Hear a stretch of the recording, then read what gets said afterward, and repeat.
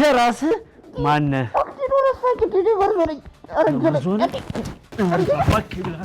አንተ መርዞን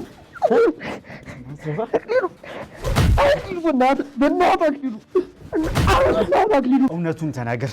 መቀበሪያ እዚህ ግቢ ነው የሚሆነው። ከየት ነው ያመጣኸው? ተቀጥመክሊሉ ራሱ እኮ ከየት ነው ያመጣኸው? ሊሉ ያላቆም በእውነት ነው ያላቆም ራሱ ነው የመጣው ያላቆም። ትሰማኛለህ አንተ ምላሳም ደላላ፣ ይሄ ምላስን እንዲህ ጎልጉዬ ነው የማውጣልህ። ከየት አባክ ነው ያመጣኸው? ሊሉ ያላቆም ምንድን ነው ቆሽ የምፈልገው? ምን የምፈልገውማ ይሄ ያመጣኸው ሰውዬ ከየትም ብለህ ፈልገህ ታመጣለህ። እሺ አመጣለሁ።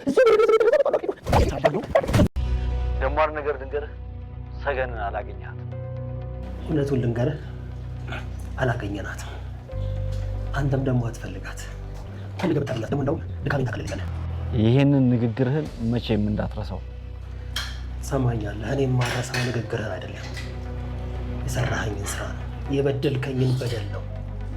ለማንኛውም እንኳን ተያየ፣ እንኳን ደወልክ።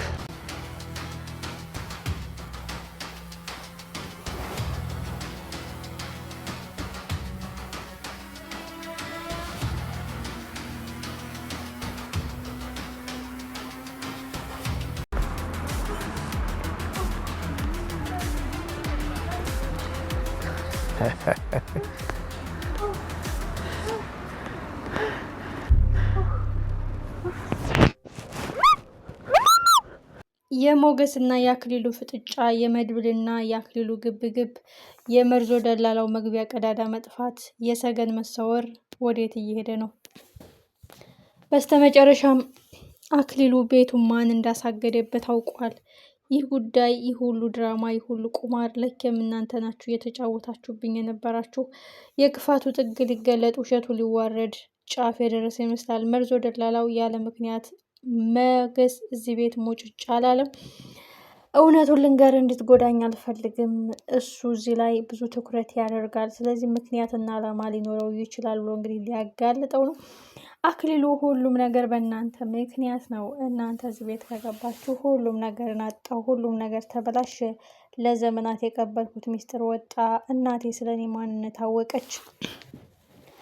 እውነታው ከፈነዳ፣ ሀቁ ከተገለጠ የማጣው ነገር የለም። አለማለሁ። ሰገንንም ካገኛችኋት ወደ እኔ ሳይሆን ወደ ሰማይ ላኳት ሲል እንግዲህ ጭካኔውን ጥግ አሳይቷል። እስከዛሬ ልጅነቷን፣ ሴትነቷን፣ ወጣትነቷን፣ እድሜዋን ምጥጥ አድርጎ እንደ ሸንኮራ አገዳ በራብና በችግር ቸነፈር አስገድዶ እየደፈረ ስቃይ ያበዛባት አክሊሉ አሁን በማምለጧ በንዴት እንድትገደል አዟል። ይህ ጉዳይ ተፈጻሚነት ይሆናል ወይስ ቀድሞ መድብል ያገኛታል? አንድ ሆቴል ውስጥ ተቀምጠው አለመተዋወቅና አለመታየት እንዴት ያናድዳል! እኔ ማለት ዘሩባቤ ይባላለሁኝ። ጥላቶቼ የመሰከሩልኝ። በእርግጥ በእንደዚህ ያለ ጀብድ አልኮራም። ሁሉም በተግባር ነው ማየት የምፈልገው። እመነኝ፣ ብዙ ጥላቶች አሉኝ። ከነሱ ጉዳት ያንተ ጉዳት ይበልጣል። ሳልቀብርህ አልተውህም።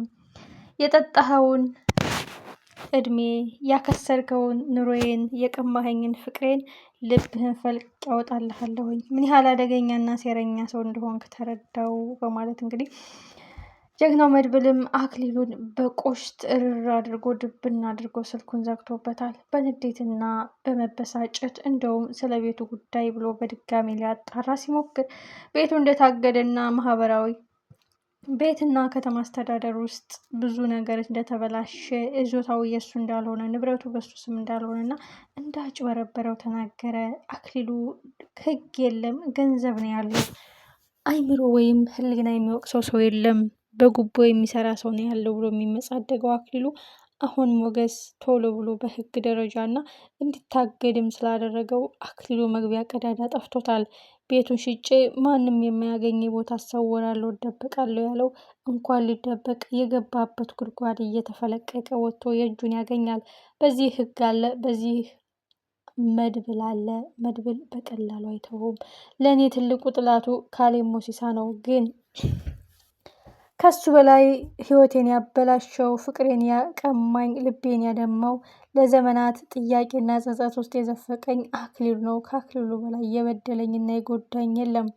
ታዲያ ከዚህ በላይ ምን አይነት ውርደት አለ?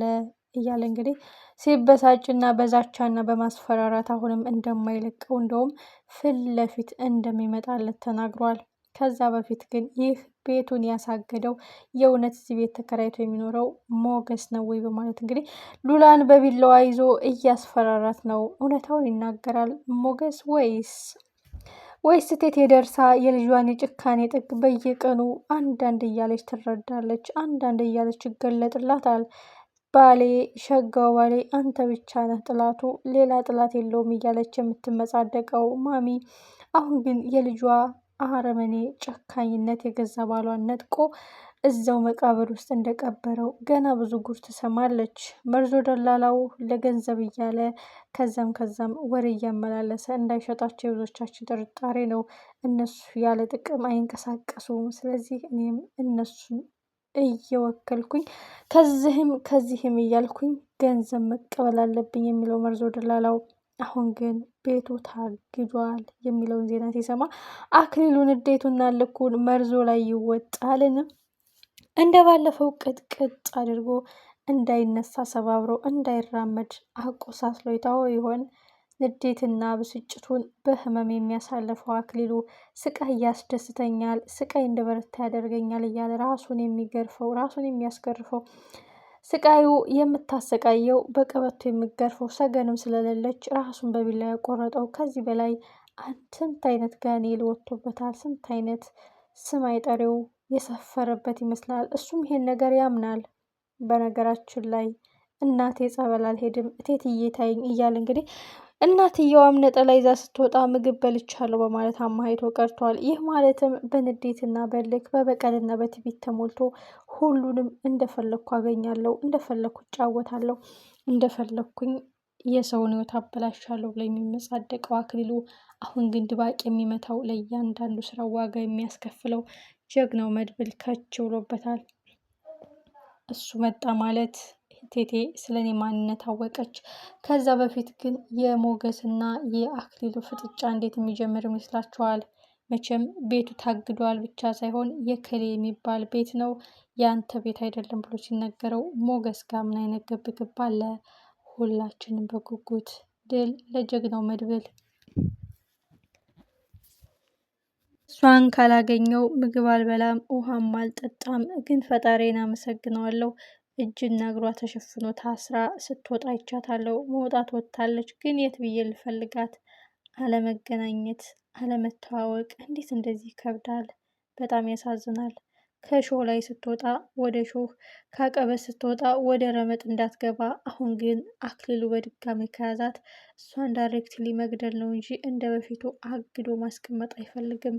ሜቢ ምክንያቱም አንድ የህግ ደረጃ ይመጣብኛል አንድ ቀን፣ ሁለት ደግሞ በዛም አለ በዚህ ስለ ሰገን ካወቁ ክፍሉን መፈተሹ እውነታውን መመርመር አይቀርም። ሁሉም ነገር ክስርስር ብሎበታል። ህግ የሚባል የለም። ሁሉም ህሌላውን ሽጦ በገንዘብ እንደሚሰራ ነበር ሲያድበሰብስ የነበረው። ግን እሱን ልክ የማስገባለት በህግ ደረጃ ሳይሆን በተግባር በራሱ ጉልበት በራሱ ክንድ ድባቅ የሚመታው ጀግናው መድብል እዛው ሰተት ብሎ ሊሄድለት ነው። ሞገስ ግን እንደ መድብል ጀግንነቱ ደፋር ባይሆንም በብልሃትና በብልጠት ከሴረኛው ከዛ ጨካኙ ጉራ በኪሱ ከነበረው ዝናህ የገዛ ሚስቱን ፈልቅቆ እንዳመጣት እናስታውሳለን። የገነት የሰገንና የመድብል የፍቅር ታሪክ የሚገርም ልብ ወለድ